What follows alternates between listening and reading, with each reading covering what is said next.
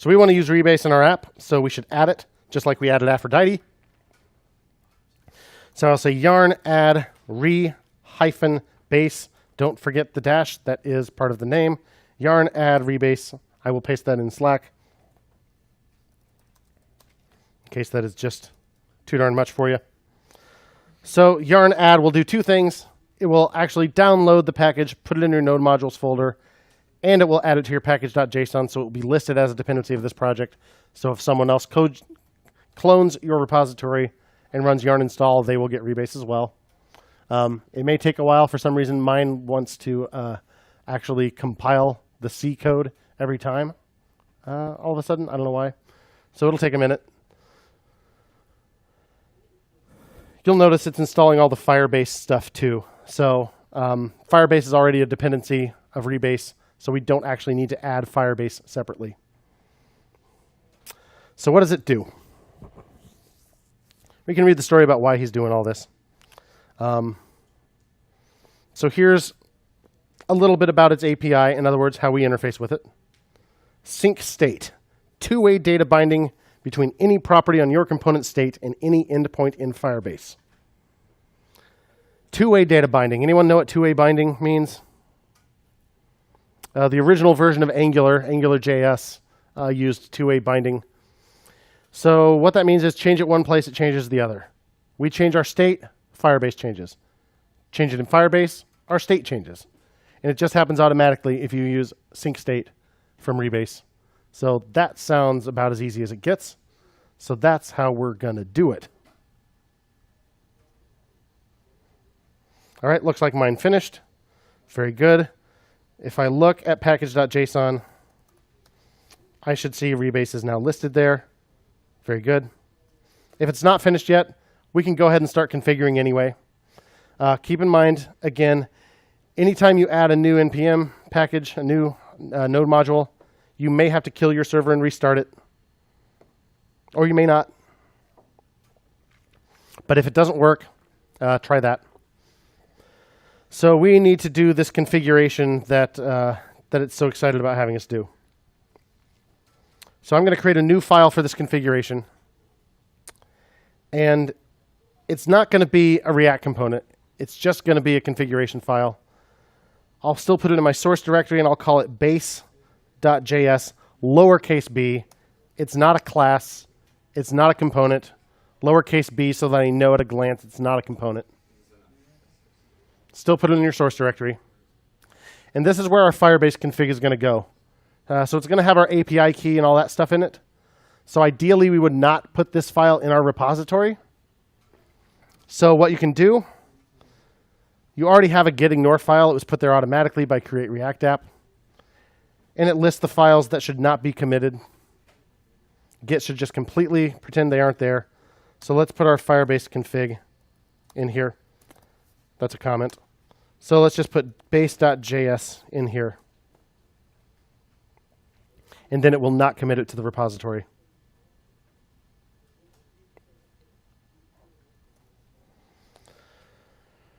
So we want to do this stuff, but we will do it a little differently. Go ahead and copy this portion, the stuff that's not. Don't copy the script tags. You can copy the comment if you want to, I guess. Whatever. In your gitignore, did you just say base.js? I did.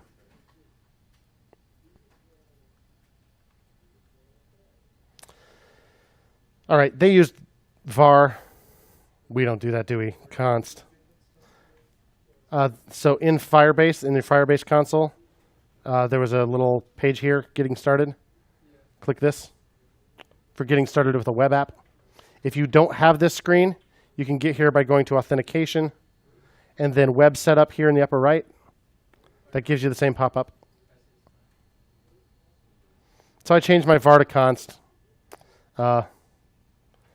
We need Firebase available to us. So in their example, they used a script tag. We'll use import.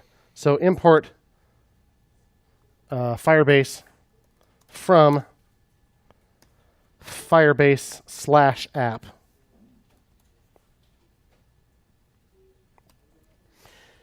And we'll import database from Firebase/database.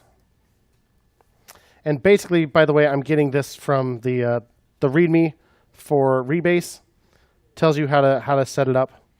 Now again, it's using require instead of ES6 modules with import, but same idea.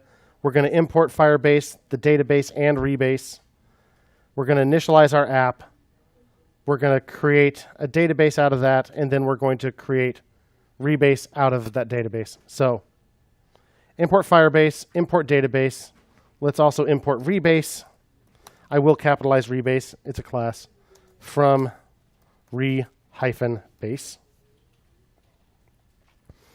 I have my Firebase config. Then I call Firebase initialize app with that config. And that was all it said in the example from the Firebase console. But we need to actually do stuff with that app to configure Rebase. So I'm going to save that to a variable. So const app equals firebase.initialize app. Then I need to initialize my database. So const db equals app.database.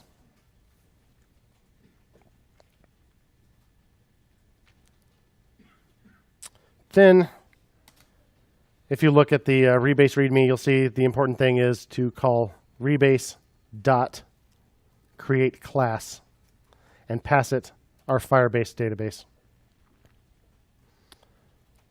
Now, this is the whole point here. We've configured Firebase to talk to our Firebase database. So this is the important part. So this is what we want to export from this file. So we'll export default rebase.createClass. So that way we can import it elsewhere and use it.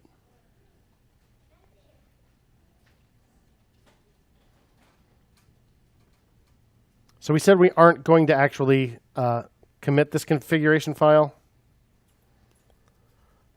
But it would be nice if there were at least an example to follow that we're committed. So I'm going to copy all this, make a new file called base.example.js, and just take out all the personal info, your API key, your auth domain, your database URL, your your project ID, your storage bucket, your messaging sender ID. So this will actually be committed in the repository. Yeah, so if someone else, now we need to actually update our README to explain what to do with this file. But that way if someone else grabs your code, you can explain in your README, okay, copy this file and put your Firebase config in here. So they don't have to know how to build this whole file, but they're not going to be able to use your Firebase account because they won't be deploying to the servers that you've whitelisted and all that kind of stuff. So that's why we do this. So you can at least see. And also, if you remove this project from your laptop at any point and you want to get it running again, you're going to need to recreate base.js. And this example file will remind you how to do it.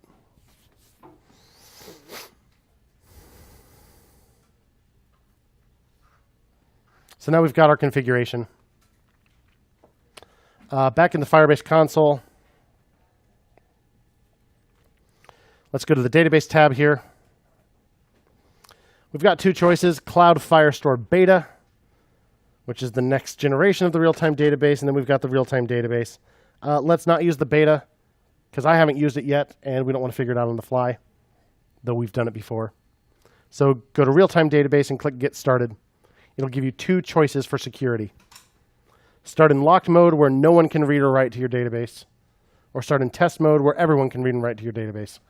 Well, somebody needs to read and write to the darn thing, and we don't have any actual users yet. So let's start in test mode. We can always fix our rules later to be more secure. So let's enable it. And now our real-time database is enabled, and it's going to warn us about those security rules until we dismiss it. Excuse me. I'll just leave it like that, so we'll be reminded until we get around to fixing it. All right, so now Firebase is set up for the real-time database. and we have Firebase and Rebase configured in here. Let's make it actually sync.